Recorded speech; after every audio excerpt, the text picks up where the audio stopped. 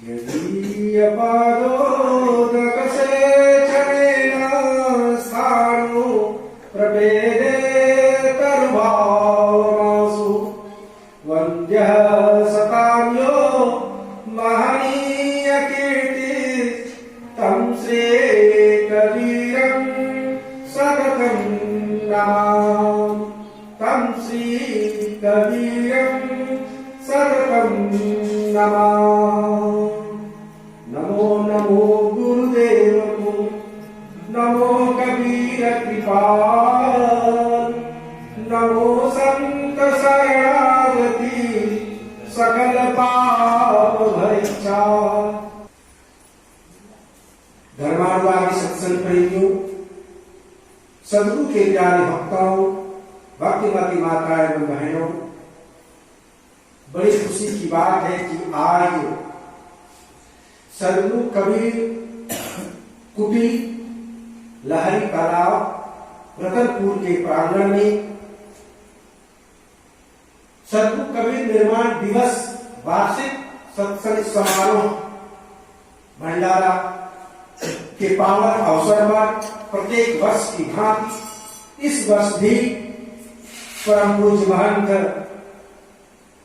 हनुमानदास जी शास्त्री साहिब के सानिध्य में मनाया जाता है। और आज भी उसी उपलक्ष्य में यह कार्यक्रम 2 दिवसीय सत्संग कार्यक्रम का आयोजित की गई है। प्रथम सत्र में आप लोगों ने बड़े ही उत्साह के साथ, आनंद के साथ सत्य नाम से अंकित श्वेत ध्वजा आकाश में लहराया और लहर लहर लहराइए सतनाम की झंडा गायन किया। तत्पश्चात इस पावन धरा को जिन महापुरुषों के परिश्रम से यह सत्संग का लाभ हर वर्ष इस क्षेत्र के सत्संगियों को, सत्संग प्रेमियों को उपलब्ध हो रहा है, जिन महापुरुषों ने पहली खंती यहाँ गाड़ी ध्वजा लहराई, उनकी समाधि का आप लोगों ने पूजन किया है बड़े भाव के साथ, बड़ी निष्ठा के साथ, बड़ी श्रद्धा के साथ।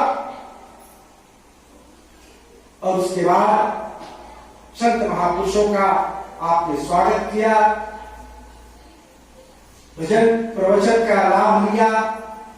सायंकालीन सत्र में संध्या पाठ के बाद हमारे जय जयपुर से पधारे भगत साहेब का भक्तिपूर्ण, जब नाम ही भगत हो तो भक्ति की तो कमी है ही नहीं उनमें। भक्तिपूर्ण भजन को आपने भगत साहब के द्वारा श्रवण किया और जय जयपुर 2 बार लगा। कितने बार लगा है? जय जय। तो एक जयपुर से आपने भजन श्रवण किया, तो दूसरा जय का उसी जय जयपुर से सदगुरु कबीर आश्रम जय जयपुर के महंत परम आदरणीय, परम पूजनीय डॉक्टर रोहित शास्त्री साहब के मुखार से सत्संग प्रवचन का लाभ लिया। मंच पर देख रहे हैं हमारे सभी संतगण उपस्थित हैं। गुजरात से पधारे घी काटा कबीर आश्रम अहमदाबाद गुजरात से पधारे महंत श्री शिवराज शास्त्री साहेब मंच पर उपस्थित हैं। उनकी वाणियों को भी आपको सुनने का लाभ मिलेगा। और इस स्थान के वर्तमान स्थानाधिपति हनुमान साहब शास्त्री जी भी विद्यमान है और तबले पर हमारे संगत कर रहे थे इस आश्रम के दीवान साहब, छोटे साहब के नाम से जाने जाते हैं। और भी जितने भी हमारे कलाकार बंधु हैं और लाइव प्रसारण जो आप लोगों को दिखा रहे हैं, काशी से पधारे हैं आदि मूलगामी कवि चौड़ा स्थान से संत श्री रामकुमार साहब जी, इन सभी को साथ ही साथ आप लोगों को भी सबसे पहले मेरी त्रिवार साहेबंदगी साहेबंदगी साहेब। हमारा बड़ा सौभाग्य है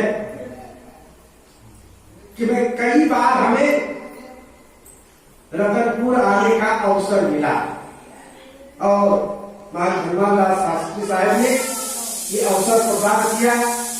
कई बार इस बार भी इनके अनुरोध पर, क्योंकि इनका अनुरोध जब जाता है तो मैं टाल नहीं सकता। तो बाल काल से इतना हम लोगों में जब बनारस को पढ़ते थे इतना भाव प्रेम था कि जिसका वर्णन किया नहीं जा सकता।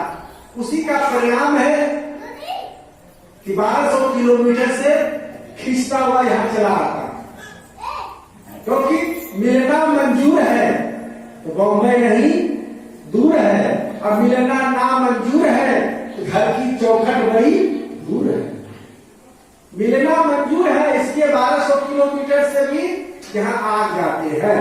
अब मिलना यदि ना मंजूर है तो आप लोग जानते हो कि घर आपके एक कमरे के बगल में दूसरा कमरा है आपके संबंधियों का, आपके गोदिया का, भाई का, उससे प्रेम नहीं है, लगाव नहीं है, तो आप उसके घर जाना पसंद नहीं करते। भाव होना चाहिए, प्रेम होना चाहिए, श्रद्धा होनी चाहिए, आस्था होनी चाहिए। भाव प्रेम के पाले पड़कर प्रभु को नियम बदलते देखा, प्रेम के पाले पड़कर प्रभु को नियम बदलते देखा। भक्त प्रभु का मान टले तो टले, पर भक्त का मान न टलते देखा। तो भाव प्रेम के वशीभूत होकर संत महात्मा गण भी अपने भक्तों के यहाँ, अपने सेवकों के यहाँ जाते हैं। आप में भाव होगा, आप साहब को पुकारोगे तो आप साहब दर्शन देने के लिए पहुंच जाएंगे। इसमें कोई संदेह नहीं, कोई नचर नहीं।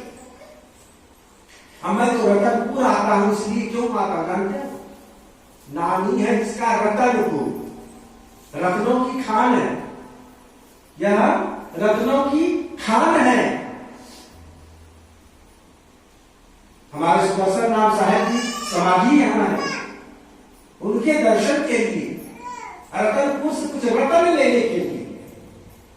रत्न बहुत कीमती होता है, हीरा जवाहरात नीलम, इन सबको कहा जाता है रत्न, जो बेश कीमती होता है, बड़ा मूल्यवान होता है। तो रतनपुर में रत्नों की खान है, यहां रतन लेने के लिए आ जाता हूं, मैं माणिक लेने आ जाता हूं। उस माणिक के रूप में आप लोगों का भाव, आप लोगों का प्रेम, आप लोगों की श्रद्धा, भक्ति वो खिंचलाती है। और भक्तों के लिए तो भक्ति बहुत ही आवश्यक है।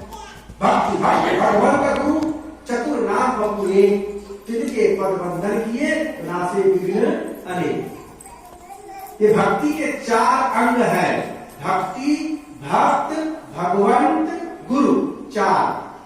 भक्ति, किसकी भक्ति करोगे? किसकी भक्ति करोगे? भक्ति भक्त, भक्ति कौन करेगा? भक्ति भक्त करेगा। किसकी करेगा? भगवान की, भगवान की करेगा। और भगवान की भक्ति करने के लिए प्रेरित कौन करेगा? रास्ता कौन बताएगा? गुरु। भक्त गुरु के माध्यम से भक्ति के साथ भक्ति साधन कर वो परमात्मा के पास पहुंचते हैं। इसलिए भक्ति करने में, साधना करने में, यूं कहो कि परमात्मा तक पहुंचने में गुरु का सबसे बड़ा महत्व है। भक्त और भगवान के मिलन में जो सेतु का काम करता है वो कौन करता है? गुरु। गुरु ही बताते हैं कि भगवान का स्वरूप क्या है, भगवान की प्राप्ति कैसे होती है? भक्ति भक्त भगवंत तू चतुर नाम बपुए। बपू बोले शरीर, भक्ति रूपी शरीर के ये 4 अंग हैं। चतुर नाम बपू के तिनके पद वंदन किए, ना से विघ्न अनेक। तो भक्ति करने में विघ्न बाधाएं बहुत आती है। भक्ति जब करने चलो, सत्संग करने चलो, तो विघ्न बहुत आते हैं। तो हम कबीरपंथी लोग खासकर किसकी भक्ति करते हैं? सतपुरुष परमात्मा की भक्ति करते हैं। सतपुरुष परमात्मा को हम किस रूप में करते हैं?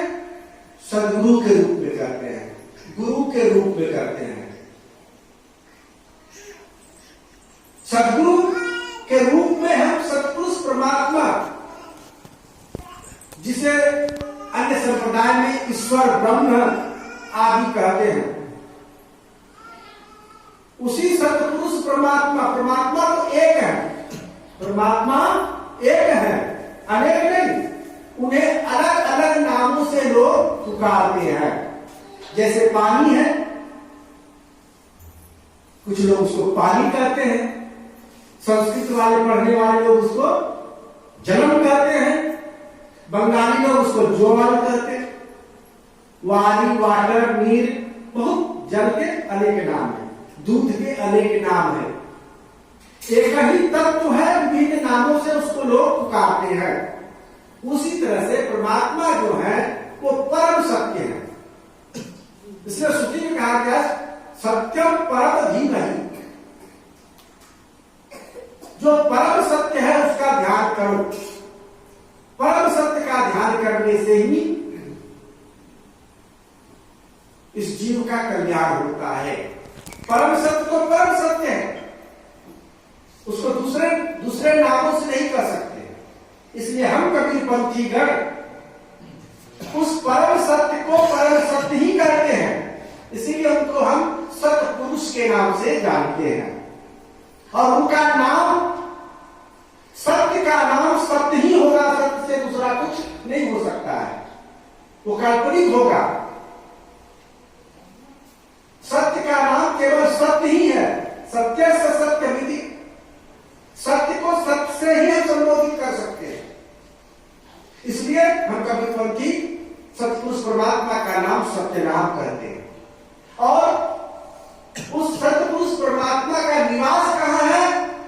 तो वो भी सत्य लोक ही है, क्योंकि उनको सत्य से अलग नहीं कर सकते, सत्य को सत्य से अलग नहीं कर सकते हैं। उनका निवास सत्यलोक है, उनका नाम सत्य नाम है।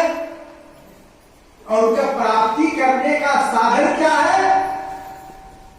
उनका प्राप्ति करने का साधन है, क्योंकि जब सत्संग में आएंगे, सत्संग सुनेंगे, तभी हमें परमात्मा का बोध होगा, ज्ञान होगा।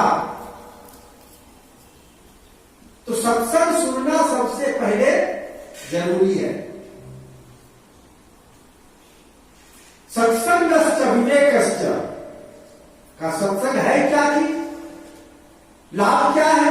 का सत्संगश्च विवेकश्च निश्चलम नयनम द्वयम् यस्य नास्ति नरसौध कथम स्यात् कुमारः। सत्संग और विवेक ये मनुष्य का दो नेत्र है। बिनु सत्संग विवेक अगर होगी तो स्वामी जी ने कहा है, तो सत्संग और विवेक ये मनुष्य का दो नेत्र है। जिस मनुष्य के पास यह नेत्र नहीं है वह मानो क्या है? अंधा। अंधा तमः प्रविशन्ति। और जो अंधा है वह अंधकार में प्रवेश कर जाता है।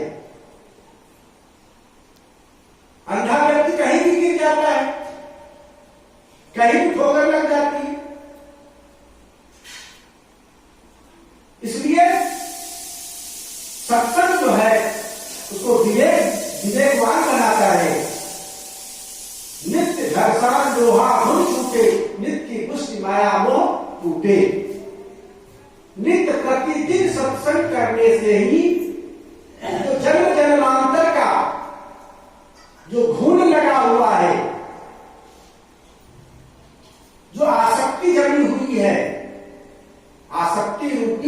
जो गुण जंग लगा हुआ है वह सत्संग के माध्यम से ही छूटता है। अनेक बार बहु काल करिए सत्संगा, तब होई भ्रम मोह भंगा। भ्रम का भंजन, मोह का भंजन जब बहुत काल तक सत्संग करिएगा तब होगा। इसलिए साहब कहते कि करिए नित सत्संग को, बाधा सकल मिटाए। यह अवसर फिर ना मिले, दुर्लभ नर तन पाए। करिए नित सत्संग को, नित सत्संग कीजिए, प्रतिदिन सत्संग करिए। दिन भर तो नहीं कर सकोगे तो कम से कम थोड़ा सा भी समय, एक घड़ी, अष्टपहर में रात होता है ना 8 पर, शायद एक घड़ी, आधो घड़ी, इतना भी नहीं कर सकते, आधो में पूरी आध, कम से कम 15-20 मिनट, 15-20 मिनट भी तुम रोज सत्संग करो। संतों का संग मिल जाए अति सुंदर। रतनपुर वासियों को तो बड़ा सुंदर सौभाग्य है कि सदगुरु कबीर कुटी इस तालाब पर विद्यमान है। कितना सुंदर नजारा है, एक बार देख लो तो मन प्रसन्नचित्त हो जाता है। तालाब का तट है, फूलों का बाग है, कितना सुंदर आश्रम है। तालाब का तट है, फूलों का बाग है, सामने में 2 मंदिर है, विघ्न विनाशक सिद्धि विनायक और इधर भैरव बाबा। इसके बीच में ये सदगुरु कबीर आश्रम, जिसके इतना ही नहीं, और सामने देखो तो बजरंग बली, कितने पहाड़ के ऊपर बजरंग बली है, और वहां बजरंग बली और यहाँ हनुमान साहिब। कितना सुंदर नजारा है इस आश्रम का, इस रतनपुर वासियों का।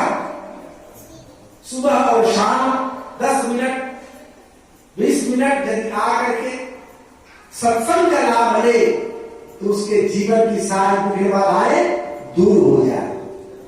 करिए नित्य सत्संग को, बाधा सकल मिटाए। बाधा तो जिंदगी है, बाधाएं तो आएगी, संघर्ष तो आएगा ही। संघर्ष को पार करते हुए, बाधाओं को पार करते हुए शायद करते हैं कि सत्संग करो। कुछ देर भी सत्संग नित्य प्रतिदिन अवश्य करो। संतों का संग यदि नहीं मिले तो चुपचाप एकांत में बैठ जाओ, अपने घर के किसी कमरे में जहां की साहब का छवि लगा हो, साहेब की छवि जहां हो, उनका विग्रह यहां लगा हो।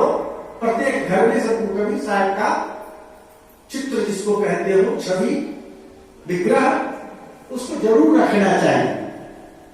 कोई हो या ना हो, साहब तो मेरे सामने बैठे हैं, ऐसा मन में भाव हो, ऐसा मन में भाव हो कि हमारे सामने साहब बैठे हैं और साहब को मैं कुछ सुना रहा हूं, कुछ कह रहा हूं, अर्जी कर रहा हूं, विनती कर रहा हूं। जैसे गुरु धर्मदास जी साहब किया करते थे, धर्मदास बिन वै कर जोरी, साहेब सुनिए बिनती मोरी। ऐसा मानो जो छवि रखे हो अपने सामने में, वो छवि नहीं, वो कागज के टुकड़ा नहीं, वो पत्थर की मूर्ति नहीं, वो साक्षात साहेब हैं। ऐसा भाव तुम्हारे अंदर होना चाहिए कि सामने जो है ये साक्षात सदगुरु कबीर साहब सशरीर हमारे सामने उपस्थित है।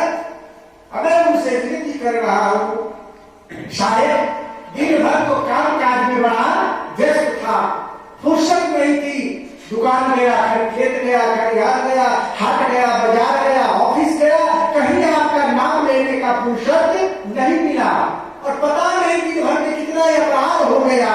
तो मैं अपराधी जन्म का, शाम को बैठ करके 5 मिनट साहेब के सामने 5 मिनट उनके नजर से नजर मिला करके इस अपराध को स्वीकार कर लो कि साहेब मुझसे बहुत बड़ी भूल हो गई कि मैंने दिन भर आपका नाम स्मरण नहीं कर पाया, नहीं अपराधी जन्म का नख सिख भरा विकार, तुम दाता दुख भंजना मेरी करो दुआर। तो संकट डोरी खींच गए रथ को तो पहुंचाए, मार्ग में नहीं छाड़िए साहिबाना बिरह बजाए। साहब रास्ते में मत छोड़ दीजिएगा साहब, बाह पकड़ करके नैया पार लगा दीजिएगा, मैं आपके शरण में आया हूं। सद्गुरु